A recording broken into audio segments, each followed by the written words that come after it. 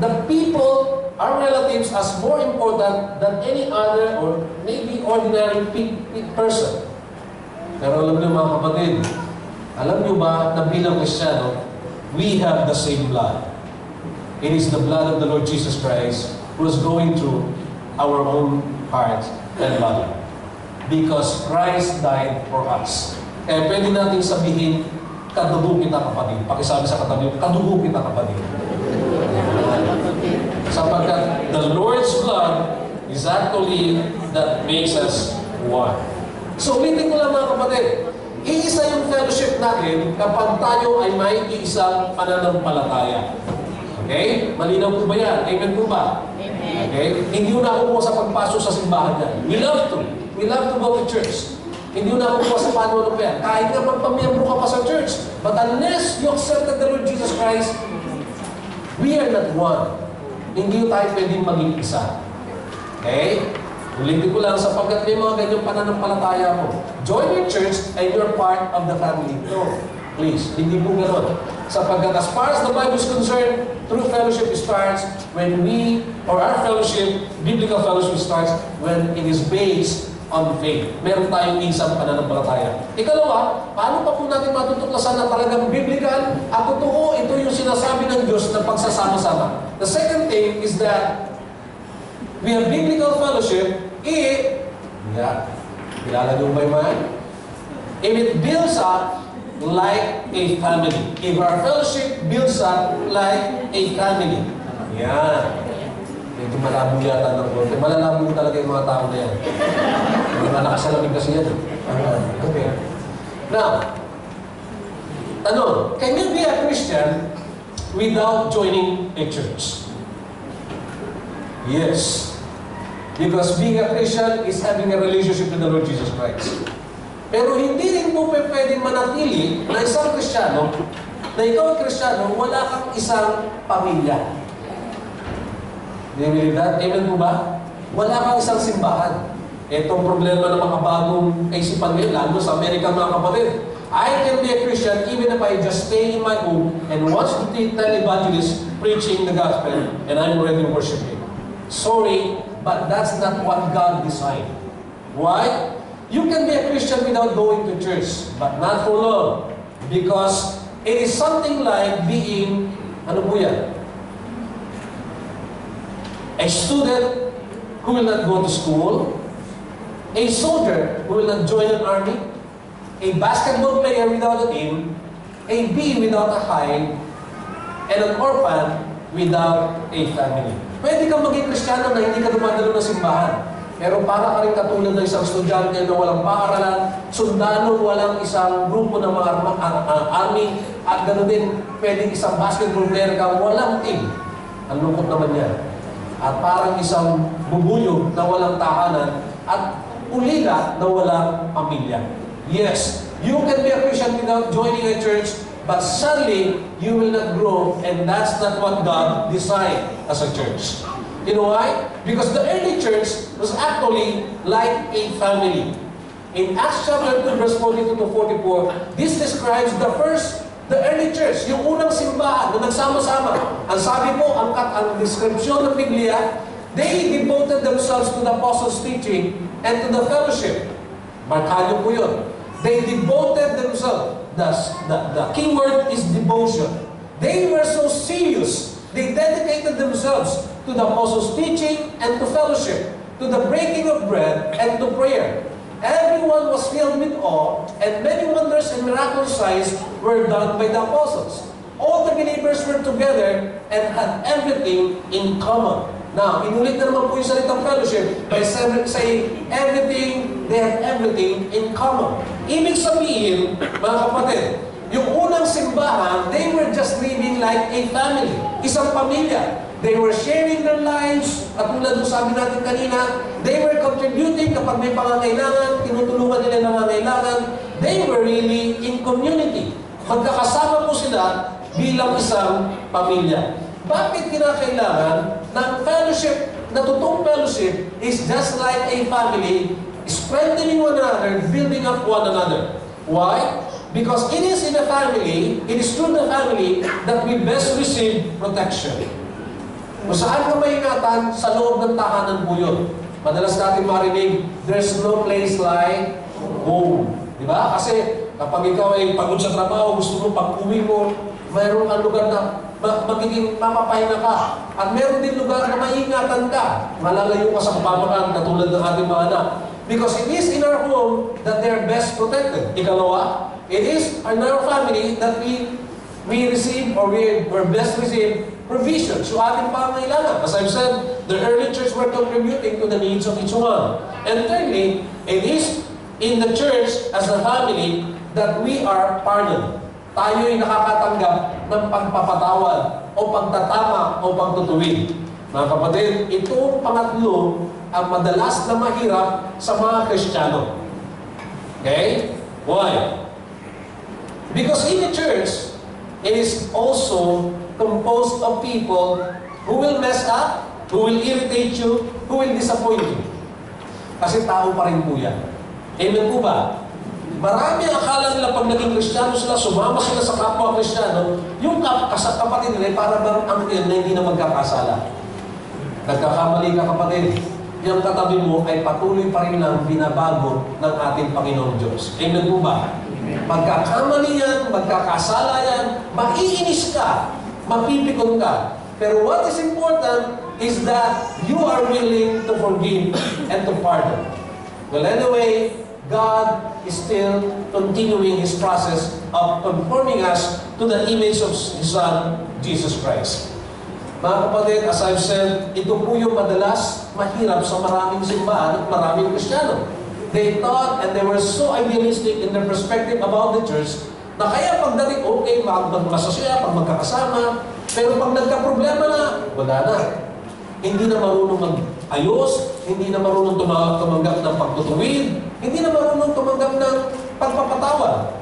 O huwag ng pagpapatawad. Huwag po. It is not God's design for a church like that to happen, yung ating pamilya na maging lugar na kung saan ay takbuhan lamang sa panahon ng problema. Ano po? Hindi po. Ang gusto ng Panginoon ay matuto tayong lumago na isang pamilya na sa panahon ng pagkakamali ay nagpapatawaran at nag-uunawaan. Okay? Ang problema nung sa iba, akala nila ay para lang nung ang simbahan ay para lang ng mga kainan. Nakakain sila, pag nagutom sila at pagkatapos iiwan, kahit hindi nakapagbayad o makapagbayad man, ay walang pakialam. Hindi po ganun ang simbahan, mga kapatid. The family of the church was designed to be a family. Hindi ko katulad ng iba ang isip nila na kapag ikaw ay nalungkot, hindi mo nakita yung maaaring nasaktan, you can just leave anytime you want. You will not grow in that kind of attitude. Marami na po ako nakita ang Kristiyanong ganyan, mga kapatid. Na kapag nasaktan, alis ka agad. Iiwan, ayoko na dyan. That was not God's design. Balikan niyo po yung unang simbahan, mga kapatid. Marami rin silang problema. And yet, what makes them together and keeps them together is that they know how to forgive one another and to move on in spite of their weaknesses. Well, anyway, sino ba talaga sa atin ang walang pagkakamali at walang kailangan? Amen po ba? Minsan, ang taas ng standard natin para sa ibang tao, pero sa sarili natin, hindi naman. Yan. Ang tawag po dun, mga kapatid, is self-righteousness. Pakisabi po natin, self-righteousness. Sa Tagalog, pagmamatuwid. Pagmamatuwid. Mag-ingat po tayo. It's very, very subtle. Tuso po yan. Pag tinignan mo ibang tao, lagi nakikita mo mali. Ikaw lang tama. Kaya lagi ko siya nasabi, hindi mo alam, ikaw pala talaga ang may tama. Ikaw pala talaga ang may tama. Kasi akala mo, pag nagkamali na ibang tao, hirap mo ng patawarin, ang hirap mo ng bumalik, ang hirap mo ng pagbigyan, lilipat na lang ako. Sa totoo lang, mga kapatid, as I've said before, I've shared, kahit ulo sa ating sa bataan. When a group of businessmen invited me to, and some of the pastors to dialogue with them, how can we work together? Blatant and directly, I told them, bago kayo gumawa ng mga activities ninyo, magpaalam muna kayo sa mga pastor ninyo. Nagulat po yung mga business. Bakit po, pastor? Kasi madaling gumawa at magsama-sama Pero hanggat hindi nyo na itatama yung mga mali ninyo na gumagawa kayo ng mga gawain na walang paalam sa mga pastor ninyo at sasabihin yung gawain niya ng simbahan, nagkakamali kayo sapagkat walang blessing ng inyong pastor. Go back to your pastor and get their blessings and we can work together. Nagulat po sila, pero umami naman sila. Isa po doon, isang negosyante, nasabi niya, po, pastor, patawad. Sorry that we created activities that we were not able to seek the blessings of our pastors and we thought we can do it without them. Ganun minsan eh. Walang pagkilala doon sa magulang. Mali po yun. Sa loob ng tahanan, may tinalagang Panginoon na tatayong tatay at tatayong magulang at tatayong mga anak. Amen po ba? Dapat marunong tayo magpasakop sa kanila. Otherwise, I have seen this. Children who have learned not to submit to authorities, mapapariwara. Marami sa kanila ang napasama ang buhay. Amen po ba? Pwede ba pakitignan ng masama katabi mo, pakisabi mo, hindi ikaw yun, kapatid. Hindi ikaw yun. Kasi nandito ka eh. Nakikinig ka sa Panginoon. Amen po ba? Marami po. Balikan niyo yung mga bata na hindi natutong gumala sa mga magulang nila. Di ba? Nasaan sila ngayon? Number 16, dun sa prison cell. May number na mo siya. Di ba? Kasi nga hindi marunong sumunod sa authorities. Hindi marunong kumilala ng authorities. In the same way, in the church, there's a family. Okay? Hindi ko kailanman papabayaan ng Diyos. Kapag naman ang magulang nagkasala mga kapatid, sa church, it's the family, it's the Lord Jesus Christ Church. It is the Lord who will correct the leaders. Huwag mo kayo matakot sapagkat ang Diyos sa Kanya yan. At itutuwid niya sino mang nagkakamali. Amen po ba? That's why we need to be like a family, willing and able to forgive. Sabi po ng talata sa 1 Peter 4:8, above all, love each other deeply because love covers multitude of sins. Ang pag-ibig ay nagtatakip sa mga kasalanan. Ang ibig sabihin niya, umuunawa ng ating kahinaan at pagkukulang. Kaya, again, pakisabi sa katabi mo, this time hindi yan pakisabi, pagtsatsagaan kita katabi. Pagtsatsagaan kita. Alam niyo po ba na, alam na natin siguro, na ang kalakasan o strength ng mga Pilipino ay relasyon. Filipinos are relational people. Amen po ba? Totoo naman yan. Kasi sa Pilipinas, sa isang bahay, nakatira ng mga pamilya. Ayaw mag-iwalay. Di ba? Maganda nga yung mga nakasulat sa Facebook minsan eh. Nakasulat sa Facebook ang anak na may asawa na, mabigat yung masakit yun. At tuloy na naninirahan sa kanyang magulang ay isa ng magulang. Sakit mo. Kung ano man ano. Anak ka, naninirahan ka sa magulang mo, may pamilya ka, ano? Sa magulang ka pa rin nakatira, magulang ka na. Hindi mo nabasa no? Nabasa niyo ba sa Facebook? Magulang ka. Minsan, masakit ang katotohanan. Pero sa totoo ng mga kapatid, I believe, when you're starting a family, it's okay to stay with your parents. But you have to aspire to be separated. Amen po ba? Pag nag-stay ka, nakadepende pa rin sa magulang mo ka. Totoo, magulang ka nga. Diba? Because it's not God's design. Hindi po. Dapat you separate. You cleave to your wife and you live as a family separated. Ang problema, ulitin ko lang, Filipinos may be strong in relationship, but this is also the tool, the best tool of the enemy for the Philippine churches. Diba? Kaya bakit marami naghiwalay ng mga simbahan? Relasyon din ang problema, mga kapatid. Hindi naman dahil sa iba yung doktrina. Hindi malalaki. Meron ng simbahan, mga kapatid, ang ganda ng also, ang laki. Pero sa dilim, naghiwalay. Alam niyo kung bakit? Nag-away sila kung saan ilalagay yung kape nila na ibibigay sa mga membro. Kung doon ba sa harapan, sa labas. Yun lang pinagawa. Naghiwalay po sila. Marami, pag matatawa po kayo, pag nalaman nyo, ano-ano mang pinag-aawayan sa loob ng simbahan. Maliliit lang po, hindi malalaki. Nakalimutan nila na dapat huwag magpalaki yung mga maliliit na bagay. at dapat maging mapagpatawad sa bawat isa. Amen po ba? Because love covers multitude of sin. Now, can you consider FECC as a family? Yes po. Amen po ba? Amen po. Wow! Kung talagang pamilya ang FECC, can I ask you some questions? Opo. Kilala niyo ho ba sa pangalan ang kahit 1/4 na lang na mga tao sa loob ng building? Opo.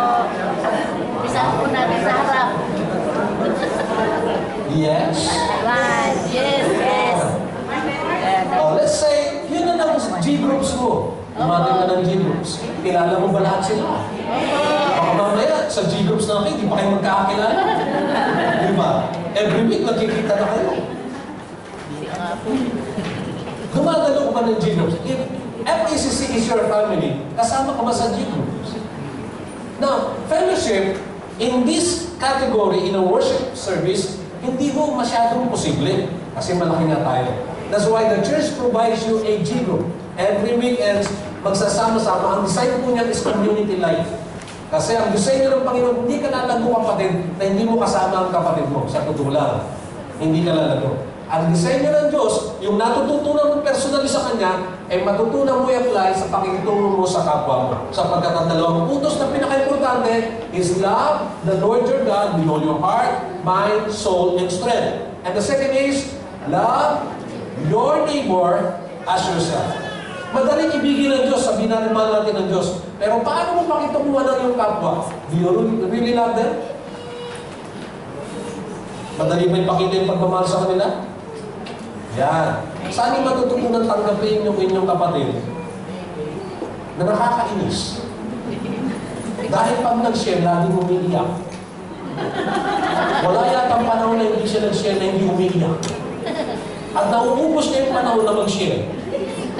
Magpasalamat sa Lord sapagkat nakaraos na naman kami sa loob na isang linggo. At talaga naman, 30 minutos na, hindi pa rin tumigila yung kanyang patak ng luha. Timot lang. Diba? Mapagtsatsagaan mo yan. Mangyayari lang po yan if you are a member of a G-group. God designed that you will learn to love and accept those kind of people. If you are in that group, are you a part of the G-group? Third question. Ayan. Talaga ba tayong pamilya? Kilala mo ba yung nasa harapan at nasa likuran mo? At nasa tabi mo? Opo. Di ba kagad? Kilala mo ba yan?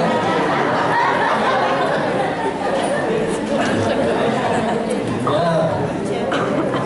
Madali sabihin na we are family. Madali sabihin na we are family. But we have to grow deeper in our community life, in our fellowship. Amen po ba? Hindi ang issue nito paramihan. Ang issue nito, kaano mo kilala yung taong kasama mo.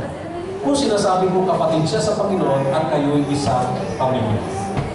Diba? We should be intentional, we should exert an effort to be able to say that we are in a family. Pamilya ko to, kapatid ko to. Tutulungan ko to. Now, huling tanong. Meron ka bang tao? Okay? 3 o maaaring 5 tao na naisip mo sa panahon ng emergency at pangangailangan ng tulong na pumapasok agad sa isip mo kapag ikaw ay nandun sa ganung sitwasyon. O mas naiisip mo yung kasama mo sa trabaho na takbuhan kaysa yung kapatid mo sa Panginoon. Kung naiisip mo agad yung ibang tao, hindi yung churchmate mo, I think hindi pa pamilya ang church sa'yo. It is not God's design. God's design is that we are going to be a family. Amen po ba? Amen. Na nagpapalakasan, sinusuportahan, at talagang ginagawa ang kalooban ng Diyos. How can you say that FECC is your church? Sabi diyan, FECC is my church because it is composed of people just like me. Huwag kang magmamataas, huwag kang magiging matuwid, sapagkat pare-pareho lang tayong tao at kinabagan ng Diyos. We are just people who were forgiven by God. Amen po ba? Walang mas mataas, walang mas mababa. Ikalawa, it will be friendly if I am friendly. Kayo ba'y pagkaibigan? Opo. It will do a great work, and ECC will do a great work if I will work with them. Okay? It will make generous gifts if I am generous. Yan. Kaya minsan, bakit itong church na ito? Parang wala man lang willing tumulong. Baka ikaw kinakailangan mag-umpisa na magbigay ng tulong. Ayun ba? Okay? It will bring others into its fellowship if I bring them. Wala naman lang mag-bisita. Baka kailangan mag-umpisa mag-gano ng bisita. Lastly, it will be a church of loyalty and love, of faith and service if I am filled with loyalty, love, of faith, and service. This church starts with you. Pakisabi sa katabi mo, it starts with you, kapatid. Starts with you, kapatid. Let's start to be a family. Okay? Huwag mo susukuan ng katabi mo. Maaaring magkamali yan. Sakit na naman. Maaaring nakakainis siya. Huwag mo susukuan yan, kapatid. Kasi hindi sumusukuan Diyos dyan. Amen mo ba? Sumuko ng mga Diyos sa inyo? Hindi pa. Hindi po. Alam niyo kung kailan nasusuko ang Diyos kapag nag-umpisa na kayo umayaw sa pag-aayos ng Diyos. If you resist God, that's the only time God will stop on you. Kasi hindi naman yung pwede violate yung kalooban mo eh. Amen po ba? Pag sinabi, ayoko Lord, wala siyang pwedeng gawin doon. Wala siyang pwedeng gawin. So the only time in this church, ano po, ulitin ko lang po yan, that we will let go of a person is when the time comes that you resist correction. Kapag hindi ka nakandang magpatama at mag-ayos. Because from top down, from the pastor to the leadership, everyone is willing to be corrected. Dapat ganun po ang church. Amen po ba? Handang magpatama, handang magpaayos. That's the church that I like FACC to be seen in the future. Na wala akong sinisino, pero maayos ang pakikitungo bilang isang pamilya. Lastly, we can say that we have a biblical fellowship. If our church, of our fellowship, is a fellowship that bonds like friends. Ay! Kilala niyo ba? Sila na ngayon. Ngayon lang po nangyari. Sila na po. Okay? Amen. Okay. Proverbs 18 verse 24 says, a man of many companions may come to ruin, but there is a friend who sticks closer than a brother. Ang totoong kaibigan, mga kapatid, in happiness, in sadness, he will stick sa iyo. He will stay with you. Sa panahon ng kahirapan, hindi na sa panahon ng may pera ka. Ingat po kayo. Yan. Ang mundo, sasamahan ka kapag may pera ka. Di ba? Kapag pinapakinabangan ka. Pero hindi sa panahon ng kahirapan. But as a family and the Church of the Lord Jesus Christ, we have to have the bond of a friend na kung saan walang iwanan. Hindi ka iwanan, maghirap man, magdusa man, ano man ang mangyari. Because we have a bond like a friend. Kaibigan ba ang turing natin sa bawat isa? I miss some of my members in our church. Alam niyo po kung bakit? Because here's my wife and my daughter. They can testify to you that they treat me just like a friend. Pag nagbiruan mo kami mga kapatid, you will not see a pastor na pag nagbibiruan. Naglalagayan kami ng yelo sa likuran, sa salawan. Okay? Yung pastor ho nila yun. Pag may pagbiruan. Ganun ho ako may pagkaibigan sa kanila. That's why sometimes others would pray it or see it as parang yatang binabasos, tinatanggalan ng karangalan si pastor. Hindi po. Ang pastor na Pilipino ay kaibigan para sa mga Kristiyano. Amen po ba? Yun ang kaibigan ng mga Pilipinong pastors. Unlike the whites, they're always professionals. Sa Pilipino, you have to be a friend for every Christians and every members of the church. Because as a family or as a church with a biblical fellowship, we have to band like friends. Now, let me close. True fellowship has the power to revolutionize lives. Ang totoong pagsasama, mga kapatid, nagbabago ng buhay. Why? Sapagkat sa totoong pagsasama, as biblical as described in the scriptures, ito yung lugar na kung saan walang maskara. Amen po ba? walang taguan. Conversations get deep. Hindi lang, hi, gano'n, hindi po. Kundi lumalalim talaga. Kumusta na? Kumusta na yung pinag-pray natin, kapatid? Kumusta na yung tatay mo na na-hospital? Kumusta na yung nakaraming problema mo? We grow and talk deep. Hearts get vulnerable. Willing ka ipakita yung kahinaan mo, kahit ano pa yan, at hindi ka natatakot. No? Minsan nagtatago yung iba, ayaw ipakita yung kahinaan. Well, lives are shared, accountability is invited, and tenderness flows. People really do become like brothers and sisters in a biblical fellowship. Can you say na yung inyong kapatid at ang FECC will be a church with a biblical fellowship? Come this May 16, mga kapatid, it will be our 28th year church anniversary. Sa May 16 na po yan, 2 weeks from now. And we will be inviting guests, yung mga kababayan natin, and relatives. Pwede ho ba natin pakita na FCC talaga ay isang katulad ng sinisigaw natin? A Christian family for Filipino community. Can we be indeed a Christian family for Filipino community? Can they feel that our fellowship be their home away from home? Yes. Only if we display to them a biblical fellowship which is based on faith, it builds up like a family, and bonds like a friends. Amen po ba? Pwede po ba natin pakita sa ating anniversary? It would start with you and with me. Pakisabi sa katabi mo, kapatid, sa'yo mag-uwi sa'yo. Sige po, kapatid, sa'yo mag-uwi sa'yo. We will be indeed biblical in our fellowship. Tayo pong lahat, ayaw mo po, tayo kayo manalangin. Hallelujah. Lord, we thank you for allowing us to see our lives, our family, the FECC. Hindi po kami natatakot, Panginoon, na ipakita yung mga kailangan bilang isang pamilya. Sapagkat sa harapan mo, Panginoon, batid mo ang lahat. Marami po kami dapat ayusin at itama. Marami po kami dapat ituin. Pero salamat, because you are the God who started this church. And you are the God who is continually leading us so that each one of us will be conforming to the image of your Son, Jesus Christ. And we will be able to establish sa mga tao makakita sa aming Panginoon and display to them that we are indeed a family growing with a biblical fellowship. Lord, I pray that you are going to prepare us this coming May 16 as we invite our guests, our friends, our kababayans to join us and celebrate the celebration ng aming pong 8 taon ng pagkakatatag bilang inyong iglesia.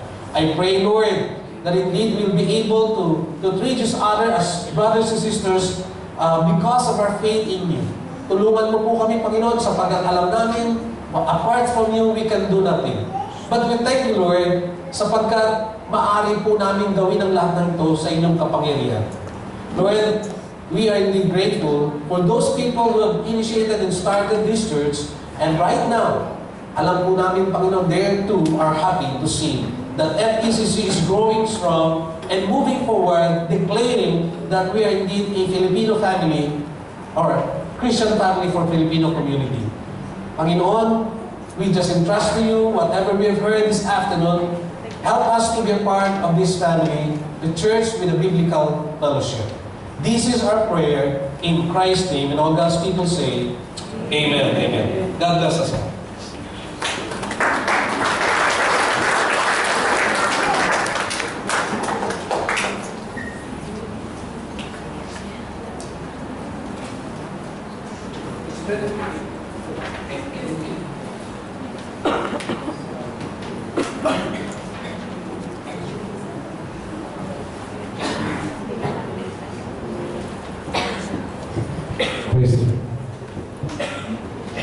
Mag-change lang po ng costume.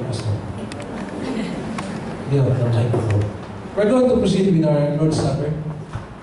And it's very fitting that this afternoon we're going to conduct our communion service. Because, alam niyo po, ang Lord's Supper is about fellowship. It's about fellowship.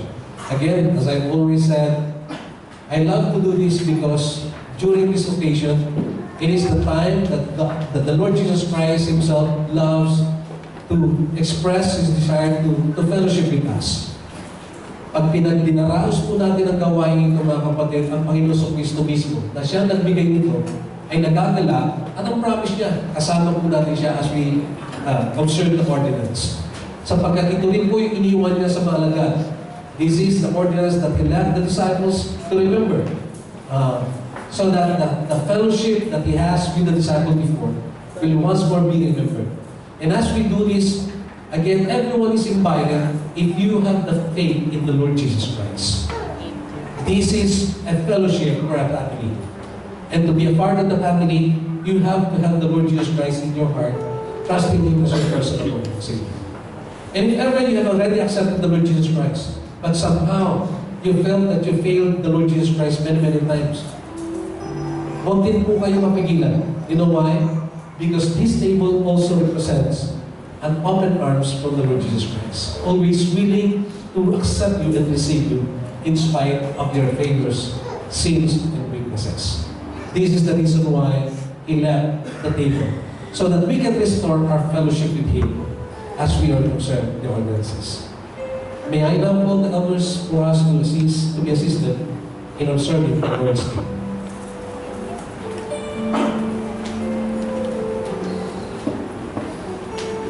Let's prepare our hearts as we come to the Lord in prayer.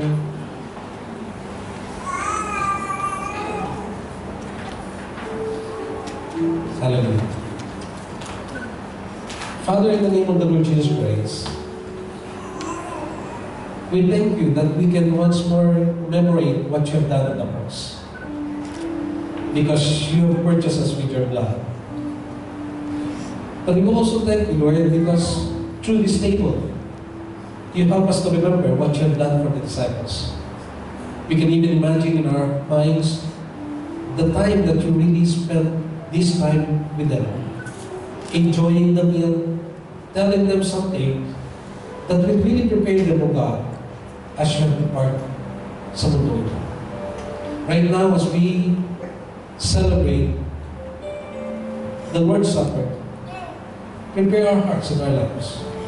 If there's something in our hearts na hindi po karapat-dapat that we have committed against You, any sins, any failures, we ask for forgiveness.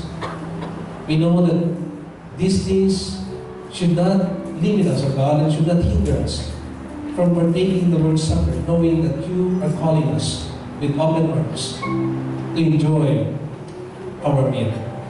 We ask that You bless the elements and use this, if ever that we have these sicknesses, O God, to be a source of healing to our bodies.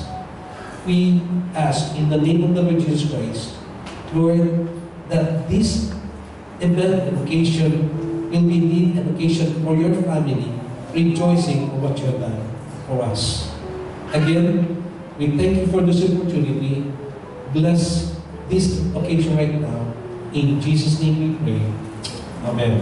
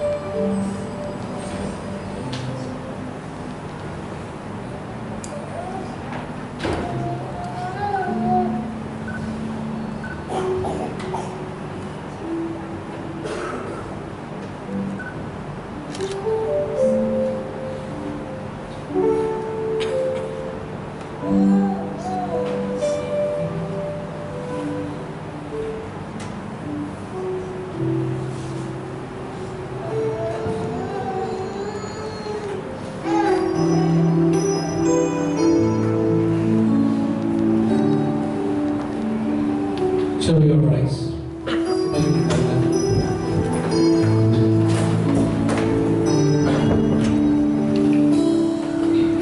On the night you were betrayed, you took the bread. After giving thanks, you broke it and said, "This is my body, broken for you." And as you eat it, remember me. This is my body, broken for you.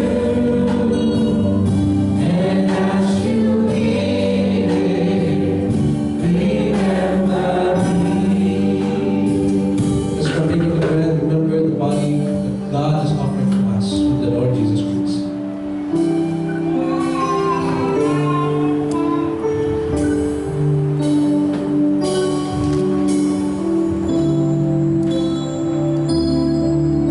On the night you were betrayed, you took the heart. After giving thanks, you lifted it up. This is my blood, poured out for you. And as you drink it, remember me. This is my blood, poured out for you. And as you drink it, remember me. Let's partake of His blood, and remember that Christ has cleansed us from our sins.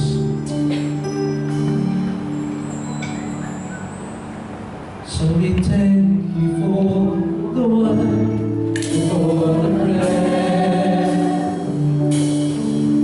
For we see the light you gave and the blood you shed. And we remember your wondrous love. You gave your body, you shed your blood.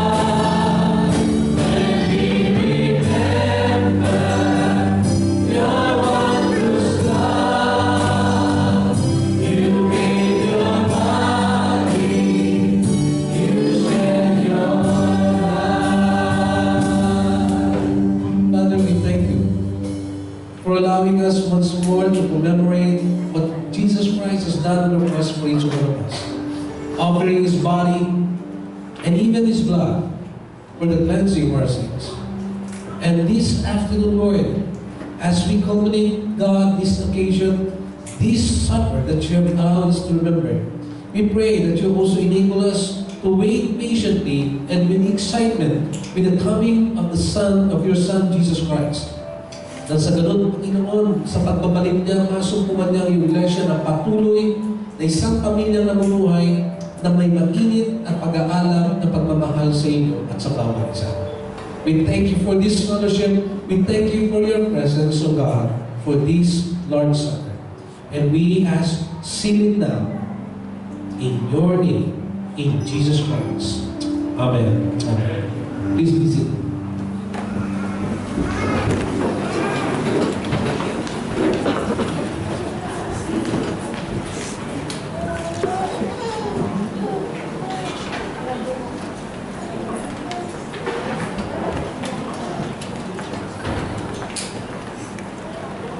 Let us now prepare our hearts to wait. We're giving our tithes and offering to the Lord. As Sister Juan, Brother Mr. Abel, and Sister Chris will render a special love song offering for the Lord. Remember this, whoever sows sparingly will also reap sparingly. Whoever sows generously will also reap generously. Each man should give what is inside in his heart, to give not by locality or unknown compulsion, for God loves a cheerful giver.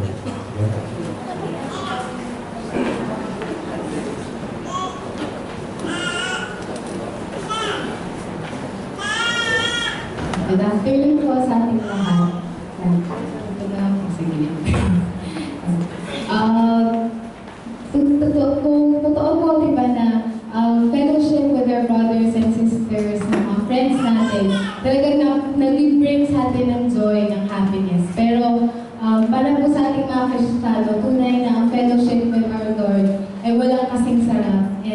And parang walang greater joy na mabibigay kapag kami tunay na fellowship tayo with the Lord. So, this song po was made during the time na I was just in awe of God's love, of God's blessing. So, sabi ko, Lord, I want to make a love song for you. Tama-tama yung sabi ni Tito Cesar. So, sana po itong